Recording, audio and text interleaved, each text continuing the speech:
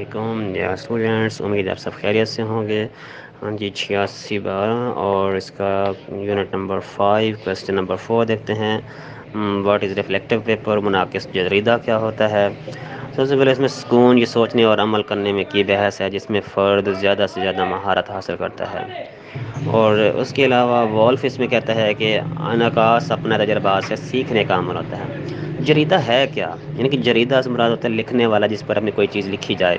مشاہدات، گہرے تجزیے، یادداشتوں، تاثرات اور احساس پر مشتمل ہوتا ہے۔ یہ ایک ایسا سلسلہ ہے جس میں ایک شخص خود ابلاغ عمل سے گزرتا ہے کہ آپ کیا سوچتے ہیں، کیا سمجھتے ہیں۔ ایک ایسا نظام ہے جس میں تاثرات کو ریکارڈ کرتے ہیں۔ دراصل آپ کے جریدے میں تخلیقی تحریر کی جان ہے، منصوبہ بندی ہوتی ہے، تجزیہ ہوتا ہے۔ ایک جریدہ لکھنا دراصل اپنی سوچ، خیالات، تصورات، آئیڈیاز، خواب سب کو دنیا کے سامنے لانا ہوتا ہے۔ اب ان سب کو صفحات پر منتقل کرنے کا مطلب یہ ہوتا ہے کہ آپ کیا سوچتے ہیں، آپ کیا سمجھتے ہیں، جنہوں تحریری شکل میں دے رہے ہیں۔ تو اب یہاں پر جریدے کی تحریر کے بارے میں سوچنا پڑتا ہے کہ یہاں پر کیا کام ہو رہا ہے، کس کو اس ہدف کے حاصل کرنے سے خوشی ہوگی، اور کون اس کی اجازت دے گا، کون سا عمل مجھے اپنے راستے میں چلنے میں مدد دے گا، کون سے چھوٹے اہداف ہیں جو میں سیٹ کر کے حاصل کر رہا ہوں۔ میں نے کیا پایا ہے، میں نے کیا کھویا ہے، کیا مشکلات میرے سامنے ہیں، اور کیا لکھا جائے۔ یعنی کہ لکھنے کے لیے آپ کو اپنی سوچ، جذبات، افعال کو ترتیب دینا ہوتا ہے۔ اس میں عادات و افعال، تصورات، فیصلے شامل ہوتے ہیں۔ کچھ جذباتی افعال بھی ہوتے ہیں کہ اس میں آپ محسوس کریں گے کہ اس نے آپ کی شخصیت میں ایک مضبوط اور نمایاں کیا کیا ہے۔ آپ کے ارد گرد ہونے والے واقعات کہ دوسروں کی شخصیت کے بارے میں کیا سوچتے ہیں، کیا کرنا چاہتے ہیں اور کیا سمجھتے ہیں۔ جو انداز تحریر آپ نے منتخب کیا ہے وہ کس سمت میں آپ لے جا رہا ہے۔ یعنی ہم ایک ایسی دنیا میں رہ رہے ہیں جو بہت پیچیدہ، ہر لمحہ بدلتی رہتی ہے۔ ہمارا ایک دوسرے پر انحصار اور دنیا پر انحصار کسی شک و شبہ سے بالاتر ہے۔ یہ تجزیہ کہتا ہے کہ کون سے تجربات آپ کی آگاہی میں اضافہ کرتے ہیں، اور یہ تجربات آپ کی جریدے کی تحریر میں اپنا راستہ خود بناتے ہیں۔ تو آزادانہ طور پر آپ جو کچھ لکھیں وہ آپ کے ذہن میں آپ لکھتے وقت اپنے احساسات، جذبات کی ترجمانی کر رہے ہوتے ہیں۔ اب کیوں اہم ہے یہ سوال؟ ایک اور سوال اس میں سٹارٹ ہو رہا ہے، تو اس کو بھی ساتھ دونوں کو اکٹھا ہی لکھنے ہیں اپنے پیپر میں۔ اگر ان دونوں میں سے کوئی بھی آتا تھا دونوں کو آپ لکھ دیں کہ جریدے کی تحریر میں جذبہ، حساسیت، سچائی، یہ سب چیزیں شامل ہوتی ہیں جو آپ کے تجزیے سے ابھر کر آتی ہیں، تحریر میں شامل ہو کر آپ کی پہچان بنتی ہیں۔ اور جریدے کی تحریر موضوعاتی ہوتی ہے، اس مطلب ہے آپ کی تحریر میں وقت، مقام، جذباتی، یہ سب کچھ شامل ہے۔ اور اس میں آپ کے قدرتی طور پر تاثرات بھی شامل ہوں گے۔ یہ تاثرات واقعات سے زیادہ اہم ہوتے ہیں۔ آپ کے ذہن میں صورتحال کی ہمیشہ تفصیل موجود رہتی ہے، اور جو واقعات آپ کے سامنے آتے ہیں اس میں آپ کا ذہن کیا محسوس کرتا ہے، کسی شے کو چھونے سے کیا جذباتی جسمانی احساس ہوتا ہے۔ آپ نئی ملازمت حاصل کرتے ہیں تو ابھی ماحول کیسا ہے، آپ کیا جانتے ہیں، آپ کو کس چیز کی تلاش ہے، کیا چاہتے ہیں، آپ کو وہ جگہ کیسی لگی ہے، ماحول محفوظ جگہ دوستانہ حامل ہے، وہاں افراد کے بولنے کا انداز کیسا ہے، کس طرح رد عمل کریں گے، کیا جان پائیں گے۔ تو یہ ساری چیزیں جو ہوتی ہیں یہ ساری اس میں جریدے میں آ جاتے ہیں۔ منعکس جریدہ، جب بھی سوال آئے تو اس میں یہ ساری چیزیں آپ لکھیں۔ نیکسٹ اس میں دیا ہوا ہے question number 6، TPAC model, technological pedagogical constant knowledge. یعنی یہ ایک مشرا اور کولر نے ایک تشکیل دیا تھا، اور اس میں اس نے ہم آہنگی، تدریس، مدرجات اور ٹیکنالوجی شامل ہیں۔ یعنی جس میں 3 چیزیں ہیں، ٹیچنگ، مدرجات، کانٹینٹ اور ٹیکنالوجی۔ تو TAPC کے 3 عناصر ہیں، اور مدرجات، کانٹینٹ سے مراد آپ کیا تدریس کر رہے ہیں، ٹیچنگ سے مراد آپ کا ٹیچنگ وے کیسا ہے، اور technology computer, soft where, mobile project وغیرہ۔ تو TAPC ماڈل جو ہے TPAC ماڈل میں اس بات رہتا ہے کہ مدرجات اور تدریس کی کلاس روم میں تدریس کرتے ہوئے ٹیکنالوجی کے استعمال کیا جائے۔ اچھا، اب اس میں انہوں نے کویشچن ایک اور ڈال دیا ہے، تو اب دونوں ہی لکھنے، پہلے TAPC کو اپنے پہلے اس کی وضاحت کرنی ہے، اس کے بعد آپ نے پھر بتانا ہے کہ TPAC ہے کیا چیز۔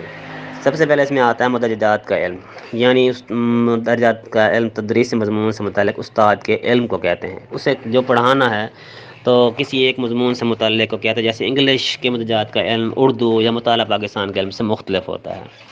تو وہ کہتے ہیں کہ اس کے نظریات، تصورات اور جو ہے مستحکم نظریات کا علم اس میں شامل ہوتا ہے۔ نمبر 2 آتا ہے تدریسی علم، تو ٹیچنگ کا طریقہ کار کیا ہے، عملی نفاذ کیا ہے، ٹیچنگ و تعلیم کے طریقے شامل ہوتے ہیں، اور اس میں نظریات ہوتے ہیں، سب لیسن پلاننگ ہوتی ہے، کلاس روم تنظیم ہوتی ہے، اور طالب علم کا جائزہ ایویلیٹ ہوتا ہے، یہ سارا اس میں آتا ہے۔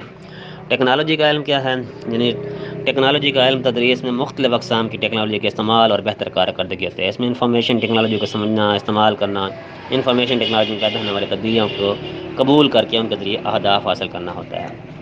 اب ٹیچنگ مدرجات کا علم کیسے ہوتا ہے؟ مطلب پہلے ہم نے ہر ایک کو الگ الگ کیا، اب ہم دوسرا ٹیچنگ کو اور پہلے دوسرے کو ملاتے ہیں. یعنی ہم مختلف ذرائع طریقوں سے حاصل ہونے والے تدریسی مواد کا علم کو تدریسی مدرجات کا علم بھی کہتے ہیں. اس میں مضمون کا علم ہوتا ہے، ضروریات اور طالب علم کا اس سے پہلے علم معلومات شامل ہیں. اور اس کے بعد آتا ہے ٹیکنالوجی کے مدرجات کا علم. یعنی پہلے ہم نے پہلے اور دوسرے کو ملایا، اب ہم نے پہلے اور تیسرے کو ملا رہے ہیں. یعنی استاد کو اپنے مضمون پر مکمل مہارت ہو تو وہ گہرائی سے اپنے مضمون سے متعلق معلومات اور علم رکھتا ہو، پھر بھی اسے تدریس میں معاونت ہوتا ہے. ٹیکنالوجی پر مشتمل مختلف آلات کو سمجھنے اور استعمال بھی آتا ہے یا نہیں آتا، استاد کو معلوم ہونا چاہیے.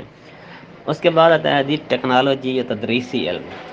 پہلے ہم نے پہلے اور دوسرے کو ملایا، پھر پہلے اور تیسرے کو، اب ہم ملاتے ہیں دوسرے اور تیسرے کو ملاتے ہیں اور دیکھتے ہیں جی دوسرے اور تیسرا کیا تھا؟ ٹیکنالوجی اور تدریسی علم. ٹھیک ہے. اب ٹیکنالوجی تدریسی علم میں حکمت عملیوں کا سمجھ بوجھ، کلاس روم میں تدریس کے ذریعے ٹیکنالوجی آلات کے استعمال شامل ہیں. اس میں جاننے کی ضرورت ہوتی ہے جب آپ تدریس کے لیے خاص ٹیکنالوجی کا استعمال کرتے ہیں تو تعلیم اور تدریس کس طرح متاثر ہوتے ہیں. پھر اس کے بعد کہتے ہیں ٹیکنالوجیکل اور تدریسی مدرجات، یعنی ان تینوں کو اکٹھا ملا دیتے ہیں تو پھر بن جاتا ہے ٹیکنالوجیکل تدریسی مدرجات کا علم. یعنی ہدایاتی مواد کی تدریس میں استعمال کرنے کو کہتے ہیں. اس میں تدریسی ٹیکنالوجی کو تعلیم اور تدریس آسان بنانے کے لیے استعمال کرتے ہیں. مشکل مضامین اور موضوعات کو طالب علم کے لیے مؤثر اور آسان بنایا جاتا ہے. ٹھیک ہے جی. اس کے بعد نیکسٹ آتا ہے جی web. What is the difference in web 1 2 3 میں؟ 1 2 3 میں ویب میں کیا چیز ہوتی ہے؟ سب سے پہلے جو ہوتا ہے نا بائنڈری کوڈ، جسے 0 اور 1 کی زبان میں استعمال کرتے ہیں، جس میں کمپیوٹر، کیلکولیٹر، موبائل، سی ڈیز وغیرہ ہوتی ہیں. اور اس کے بعد انٹرنیٹ جو ہے وہ پوری دنیا میں ایک نیٹ ورک کا سلسلہ ہوتا ہے جو دوسرے ساتھ ملے ہوئے کمپیوٹرز ہوتے ہیں. ویب کیا ہوتی ہے؟ ایک ایسا پلیٹ فارم ہوتا ہے جب ہم معلومات حاصل کرنے کے لیے انٹرنیٹ کا استعمال کر سکتے ہیں. اس میں اقسام اور فرق کیا ہوتا ہے؟ 1 2 3 سے ہم جانتے ہیں. 1 یہ ہوتی ہے بہت پرانی شکل ہے، اب بھی چل رہی ہے، جس پر صرف معلومات ملتی ہے، اس پر ہم صرف پڑھ سکتے ہیں، تصویریں وغیرہ ویڈیوز اس میں شامل نہیں ہوتی.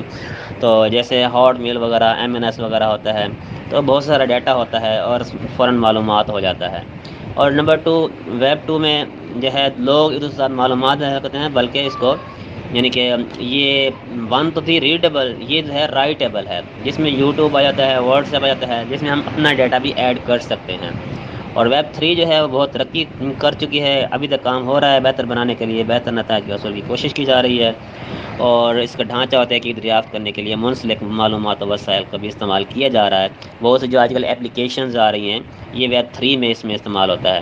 کمپیوٹر انسانوں کی ذہانت کا استعمال کرتے ہیں معلومات، جیسے اب دیکھتے ہیں کہ گوگل میں ایک چیز کھولیں یا اس میں یوٹیوب میں ایک چیز کھولیں تو اسی طرح کی اور چیزیں وہ آپ کو ڈھونڈ کر دیتے ہیں.